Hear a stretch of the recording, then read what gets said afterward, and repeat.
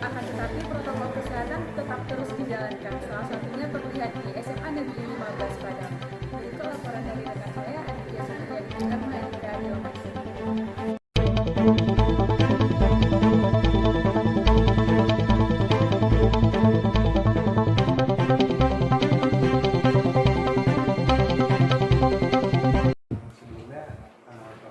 Nama saya Aditya Supriyadi dari Universitas Andalas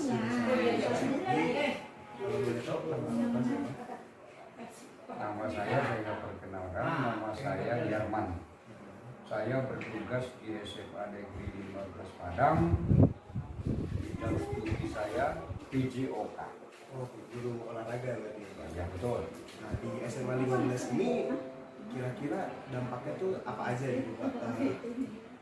Dan persiapan dari SMA ini tuh apa gitu Pak untuk menghadapi pandemi ini? Jadi kalau di sekolah SMA 15 ini dampak yang ditimbulkan oleh pandemi itu secara langsung ke siswa itu tidak ada. Cuman proses pembelajarannya itu kita menyesuaikan, artinya ada instruksi dari pemangku pejabat, artinya ya dari dinas pendidikan sesuai dengan petunjuk. Itu proses pembelajarannya ada dua, ya, di rumah atau di sekolah. Jadi setengah-setengah. Ya, kalau di rumah itu biasanya disebut daring gitu.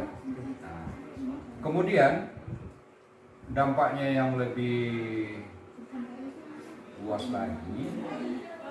Nah, kita tahu kalau sistem yang dipakai seperti itu tidak sempurna, artinya penyelenggara pendidikan tadi.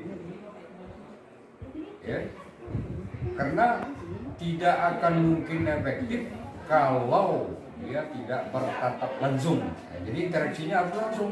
Nah, karena ini interaksinya setengah-setengah, ya jelas tujuan tadi tidak akan 100% tercapai. Tidak? Karena kita dihadapi oleh situasi wabah. Nah, kira-kira begitu ya yang terjadi di SMA Negeri 15. Kalau kan tadi Bapak menyebutkan kalau sistem di sini kan adalah setengah-setengah gitu. Iya. Ada yang Di rumah. ada yang dalam jaringan, ada yang di luar jaringan. Iya, betul. Untuk murid-murid yang mengikuti di luar jaringan atau masuk ke tatap muka langsung itu perizinannya itu seperti apa Bapak, kalau boleh tahu? Ya, Maksud perizinan anaknya belajar di perizinan untuk mengikuti di sekolah di tatap muka, apakah ada bermasalah nggak sama orang tuanya? Apakah itu memang dari pihak sekolah langsung yang mengizinkan ke orang tuanya? Nah, jadi kalau yang belajar di rumah dan yang belajar di sekolah itu kita tunduk dengan aturan yang dikeluarkan oleh pemerintah. Situasi ini berkaitan dengan kajian pemerintah, apa yang disebut dengan level-level 1, 2, 3, 4 dan seterusnya. Nah, oleh karena situasi daerah kita masih level 3, itu pembelajaran tatap muka 100% tidak mungkin. Ya kan? Makanya izinnya itu izin global. Dan ingat, siswa pun dalam situasi pandemi ini tidak diharuskan mengikuti yang 50% itu di sekolah. Kenapa? Kalau dia sakit, kalau kondisinya tidak sehat, dia boleh di rumah.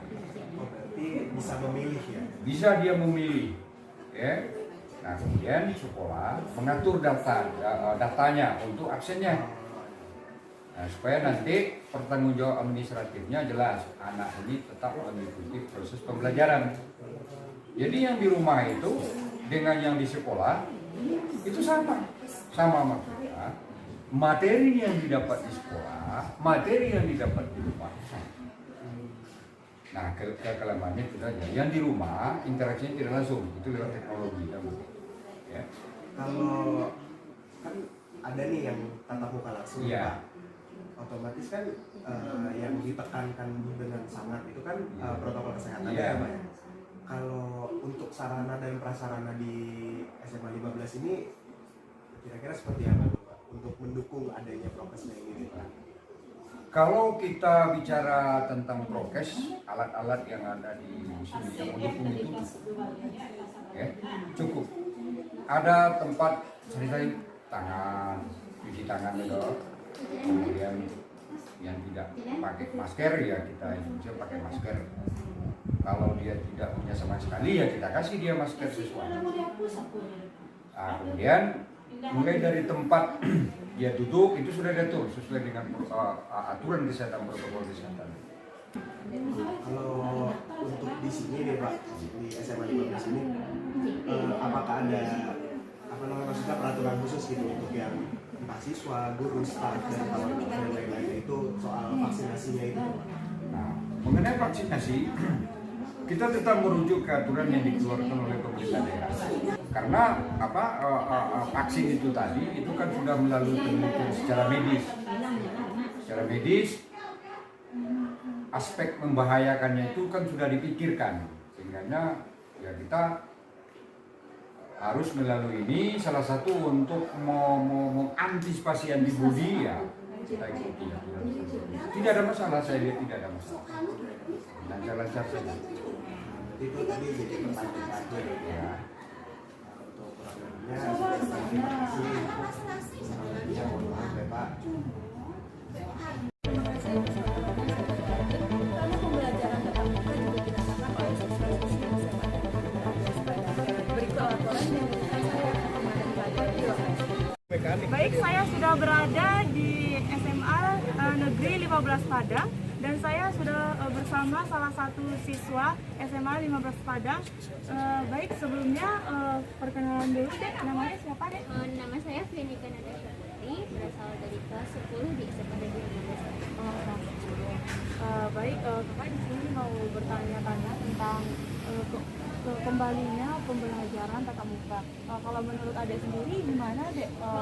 Menurut saya, sekolah tatap muka ini sangat mengandung hal yang positif karena kita bisa bertanya secara langsung kepada guru pembimbing, tidak dengan online yang itu sangat tidak bisa masuk ke dalam pikiran saya.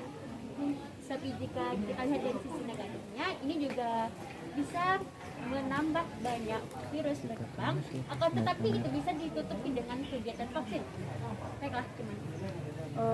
Baik, kalau misalnya adek lebih suka yang mana nih, pembelajaran online atau offline gitu? Menurut pendapat saya sendiri, saya lebih suka dengan pelajaran offline karena itu bisa banyak sekali mengurangi tentang kebingungan peserta didik untuk melakukan pembelajaran.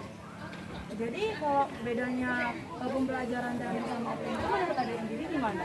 Jika daring itu kurang bisa masuk kalau misalnya menurut saya sendiri, kalau daring itu kurang efisien untuk kita melanjutkan pelajaran. Akan tetapi jika itu tatap muka, kita juga bisa mengenal lebih banyak akan lingkungan sekolah, kita juga bisa selalu bertanya apa itu juga tidak mengerti.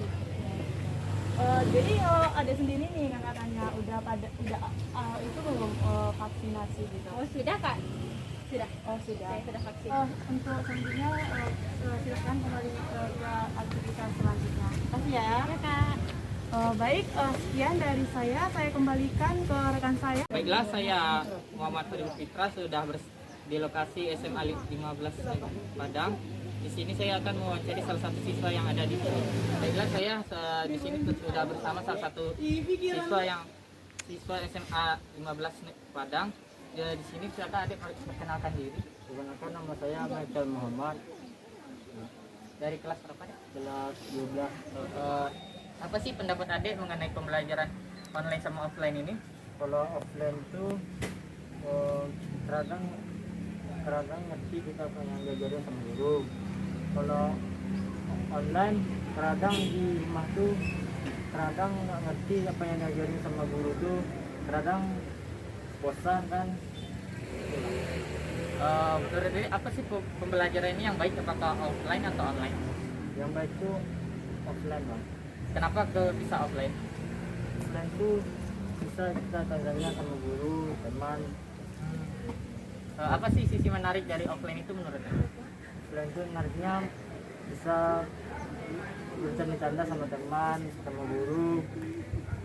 Itu bisa kita tanyakan sama teman kan yang nggak ngerti.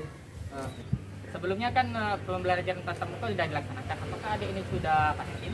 Udah bang, Oh, sudah berapa kali? 2 kali bang. Oke, terima kasih adik atas waktunya. Selamat beraktivitas kembali. Baik bang. Sekian dari saya kembalikan ke studio. Laporan dari rekan saya tadi sekaligus menutup pertemuan kita pada hari ini. Saya mewakili kru yang bertugas Pemerintah TV. Sekian dan terima kasih.